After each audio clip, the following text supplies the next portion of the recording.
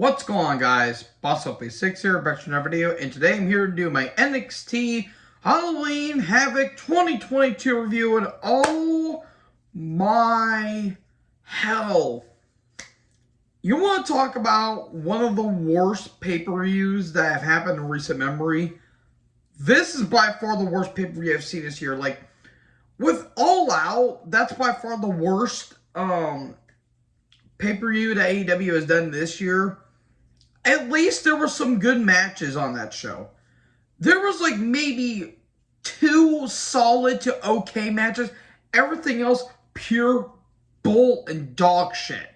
Complete dog shit. This was a terrible, terrible takeover. Pay-per-view, whatever. Whatever you want to call it. This was a very bad event. And it got worse and worse and worse. Let's start off with the first match, which was the North American Championship ladder match. Wesley, Carmelo Hayes, Oro, Von Wagner, and Nathan Frazier. Look, I respect the talent that put their bodies through with this match. This was just another run-of-the-mill, generic ladder match with a couple decent to okay spots, but this match, it was okay for what it is. So, there was a couple highlights. One, Von Wagner being the smart guy that he is, he accidentally hits a fan with a ladder. Good job there, Von. And then Frazier splashes him on the ladder, so the ladder breaks. And within like 20 seconds later, like Frazier's already up and moving. Look, Frazier is a good talent, but he really needs to work on his selling. And those are the complaints I have with this match. 1, it feels like no one really sold that much. 2, there were some obvious points where they were just filling time. And 3, the match went a bit long. The match went maybe 4 minutes too long. Like, it only went like almost 20 minutes, which I don't mind.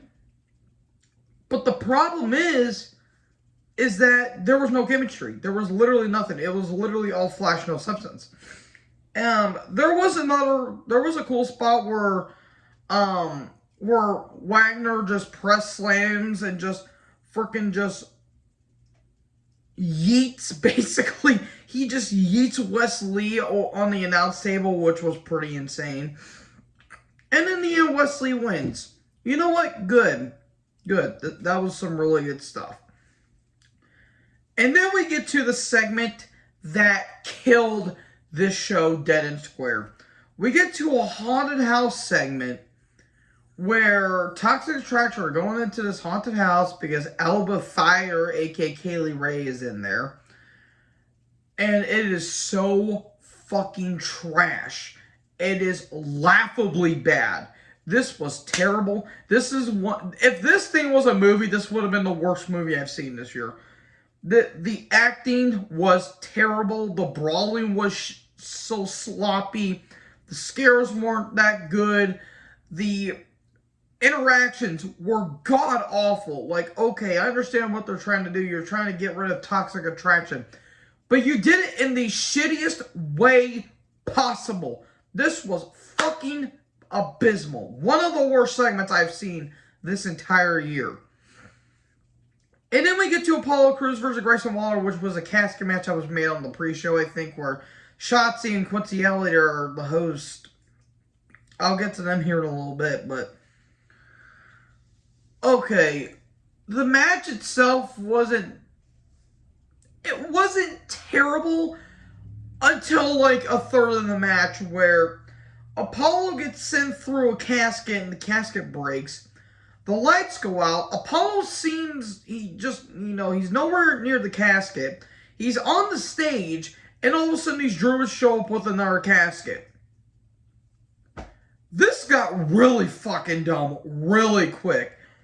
And then the match kept going and going and going and going and going and going. It was only 13 minutes, but still, this was a god-awful match. This match was not good. It wasn't a good match. I just didn't care. And in the end, Grayson Waller got put in a casket. Cool. Who cares? No one does. And then Roxanne Perez took on Cora Jade in the Weapons Wild match. Look, these two tried. Oh my god, did they try. But Jesus H. Christ, this match was not good. It was literally punch, kick, weapon shot, repeat. It was literally lather, rinse, repeat. It was literally that insane formula. And it went on for fucking ever. Like, it lasted like 30 seconds less than the casket match. But even then, it felt like it dragged a bit. And I understand the story that they were trying to tell. But in the end, no one gave a shit. I mean, there was a cool Russian leg sweep with the kendo stick. Cora got cheered, despite the fact she's a heel. And there was this big spot off the little platform stage area where they both went through a table, but the way they did looked so awkward. And Cora got hit with a pop rocks and on a chair, and there you go, Roxanne wins. Look, I like both these talents. I like Cora, she's improving. Roxanne's going to get there, but this match really wasn't that good. And then I think during this, I should have wrote notes in all honesty, but this show was so fucking atrocious. I could not believe this actually was on a television.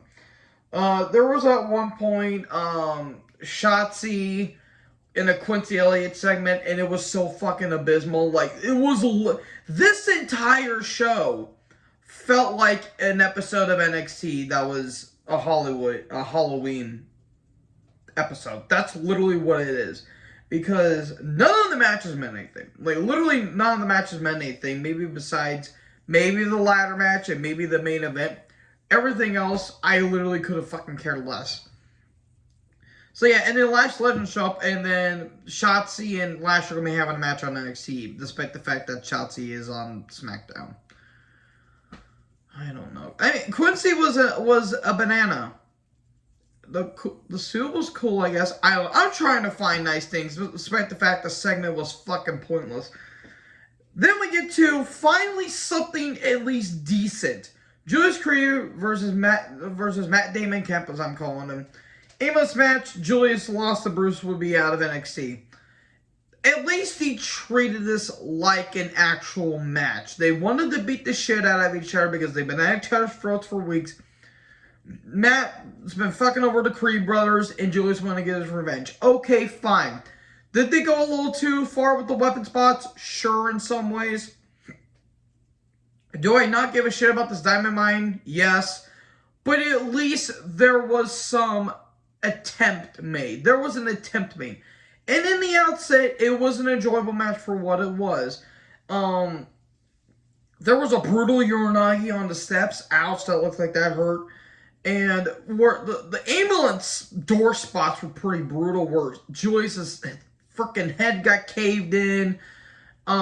His fingers got smashed, and Julius was so pissed that he wanted to beat the shit out of Matt Damon Kemp.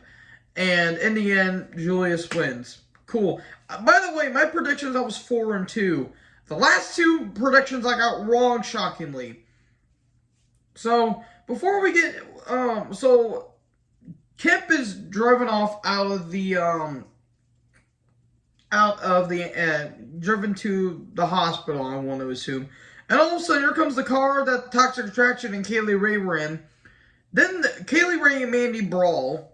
And then we get into the women's match, Mandy Rose versus Kaylee Ray for the women's championship. The shortest match on this entire card, by the way, only went 7 minutes. I would have cared, but that stupid fucking haunted house segment was goddamn terrible. Okay, so it wasn't bad, but then the ending was fucking stupid. So, okay. So, explain to me, how the hell did Gigi and JC manage to get back into the arena somehow when the haunted house was literally in the woods? How did they get there? Like, legitimately, it's like they literally just came out from the back or something like that. So the referee gets taken out, and then JC and Gigi, they do their high-low, and then Manny hits Kiss by the Rose, and there you go. So either A, there's going to be a rematch happening down the road, or B, Nikita Lyons is going to lose her tag title shot, and she's going to be going after the NXT Women's title. You could have just you should have put the title on Kaylee, in all honesty, and it would have been okay for what it is. All of that, and Kaylee still lost. What the fuck? Then we get a Schism vignette. I don't fucking care about this. This is trash. This is terrible. Who's the woman under the mask? Who knows? Who cares? It may be the Rock's daughter for all we know. It might actually be that, not that I think about it. Then we get to the main event. Steiner versus Dragunov versus JD McDonough for the for the NXT Championship. This was actually a pretty solid match. Despite the fact that I don't care about McDonough and Dragunov and Steiner being great talents. Longest match on the card. It was good for what it is. I think it was a pretty damn good triple threat match. The only complaint I have with it, why did Dragunov get pinned? Why didn't McDonough get pinned? I really think they should have pulled the trigger on Dragunov and have him win to here. Because, I don't know, I'm just not, I don't know. I'm just not feeling it. I don't know. I felt like McDonough should have got pinned. So that way they could set up a match between Steiner and Dragunov saying, well, you never pinned me. I want my rematch. There you go. And Austin Theory didn't show up, so at least that's a saving grace, because what was the point of him showing up on NXT if he wasn't going to cash in? Makes no fucking sense. Good match. I felt like Dragunov should have won, though. I like Steiner, don't get me wrong.